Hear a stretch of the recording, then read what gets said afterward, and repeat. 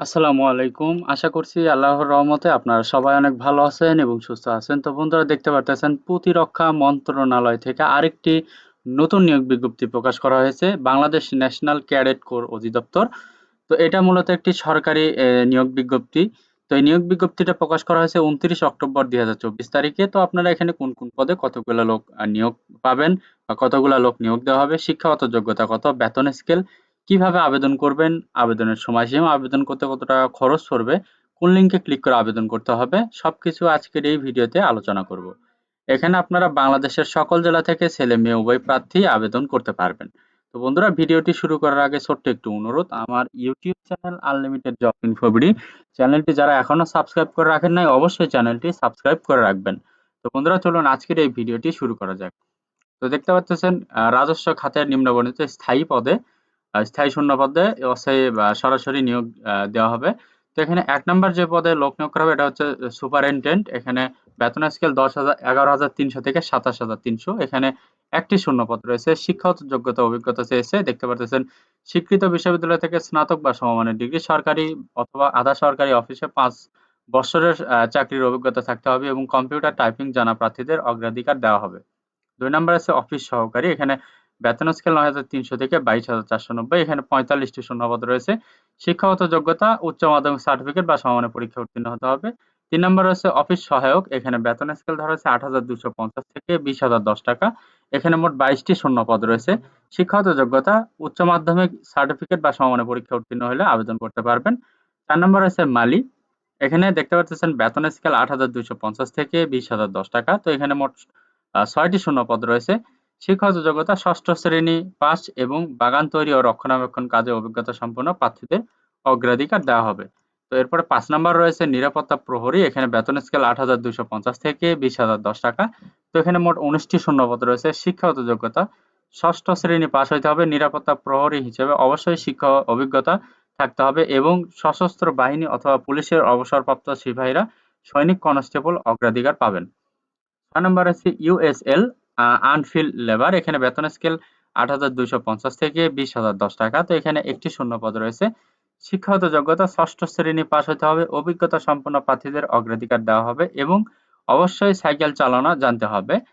৭ number রয়েছে নিরাপত্তা কর্মী পরিচ্ছন্নতা কর্মী। এখানে বেতন স্কেল ৮,২৫০ থেকে ২০,০১০ টাকা। তো এখানে মোট ৫ টি শূন্যপদ রয়েছে।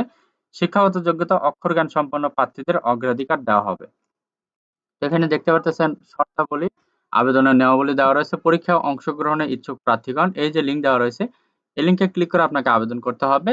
তো এখানে অনলাইনে আবেদনপত্র পূরণ ও পরীক্ষার ফি জমা দানের শুরুর তারিখ হচ্ছে ৪/১১/২০২৪ সকাল ৯ ঘটিকা এবং অনলাইনে আবেদনপত্র জমা দানের শেষ তারিখ হচ্ছে ১৮/১১/২০২৪ বিকাল ৫ ঘটিকা। তো আপনাকে উক্ত সময়ের ভিতরে আবেদন করতে হবে এবং আবেদনের পাশাপাশি আপনাকে ৩০০x৩০০ পিক্সেল একটি রঙিন ছবি এবং ৩০০x৮০ পিক্সেল একটি স্বাক্ষর স্ক্যান করে আপলোড করতে হবে আবেদনের সাথে এবং আবেদন করার ৭২ ঘন্টার ভেতরে পরীক্ষার ফি বাবদ যে টাকা সেইটা আপনাকে টেলিটক প্রিপেইড নাম্বারের মাধ্যমে পরিশোধ করতে হবে। তো দেখতে পারতেছেন উল্লেখিত ১ নং পদের জন্য ৩৩৫ টাকা ফি প্রদান করতে হবে। ২ নং পদের জন্য ২২৩ টাকা ফি প্রদান করতে হবে এবং ৩ থেকে ৭ নাম্বার যে পদগুলা রয়েছে এই পদগুলোর জন্য ১১২ টাকা ফি প্রদান করতে হবে। তো এই যে এসএমএস পদ্ধতি দেওয়া রয়েছে, এই এসএমএস পদ্ধতি অনুসরণ করে আপনি টেলিটক প্রিপেইড নাম্বারের মাধ্যমে আপনার কাঙ্ক্ষিত ফিটা প্রদান করবেন যে পদে আপনি আবেদন করতে চান। তো পরবর্তী এসএমএস পদ্ধতি অনুসরণ করে আপনি ইউজার আইডি পাসওয়ার্ড নিয়ে নিবেন। ইউজার আইডি পাসওয়ার্ড নেওয়ার পরে আপনি এই যে লিঙ্ক দেওয়া রয়েছে অথবা এই লিঙ্ক দেওয়া রয়েছে এই ২ টা লিঙ্কে যেকোনো একটিতে ক্লিক করবেন।